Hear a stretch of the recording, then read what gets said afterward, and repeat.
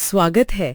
आज हमारे हाथ कवि रसखान की कुछ बहुत ही खास पंक्तियां लगी हैं। सिर्फ 4 लाइनें, पर उनमें जो एक चाहत छिपी है वो सोचने पर मजबूर कर देती है। सवाल ये है कि क्या कोई किसी जगह से इतना जुड़ सकता है कि वहां रहने के लिए अपना इंसान होना भी छोड़ने को तैयार हो जाए। आज की डीप डाइव का मिशन इसी सवाल में थोड़ा और गहरा उतरना है। तो दोहा कुछ इस तरह है, मानुष हों तो वही रसखान, बसों मिली गोकुल गांव के ग्वारन। जो पशु हों तो कहा बस मेरो, चरो नित नंद की धेनु मंझारन। ठीक है, तो इसको थोड़ा खोलते हैं।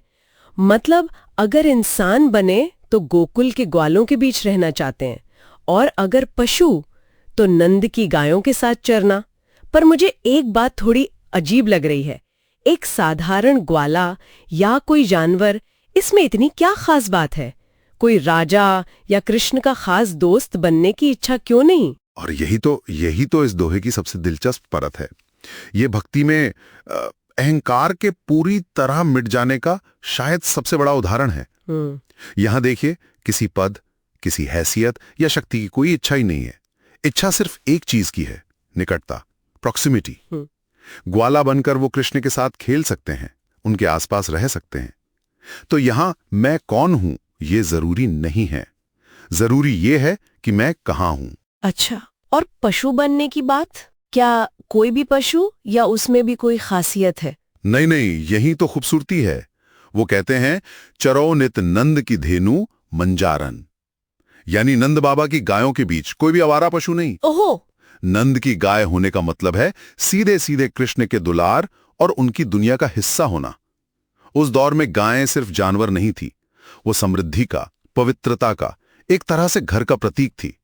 तो रसखान उस सबसे पवित्र और प्रिय चीज का हिस्सा बनना चाह रहे हैं जो सीधे कृष्ण से जुड़ी हैं। तो इस सब का मतलब ये है कि रसखान के लिए परम आनंद किसी भी रूप में बस ब्रज के उस माहौल का, उस इकोसिस्टम का हिस्सा बने रहना है। बिल्कुल। शरीर या रूप कोई मायने नहीं रखता है ना? बिल्कुल, मायने रखता है सिर्फ वो कनेक्शन, वो जुड़ाव।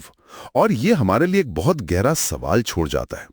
ऐसी क्या बात हो सकती है जो किसी जगह को या किसी व्यक्ति को या किसी अनुभव को इतना खास बना दे कि कोई सिर्फ उसका हिस्सा बनने के लिए अपनी पूरी पहचान, अपना स्वरूप तक दांव पर लगाने को तैयार हो जाए? यह हमें सोचने पे मजबूर करता है कि हमारी अपनी जिंदगी में वो गोकुल क्या है, जिसके साथ जुड़ने के लिए हम अपनी पहचान के कौन से हिस्से को पीछे छोड़ने के लिए तैयार होंगे।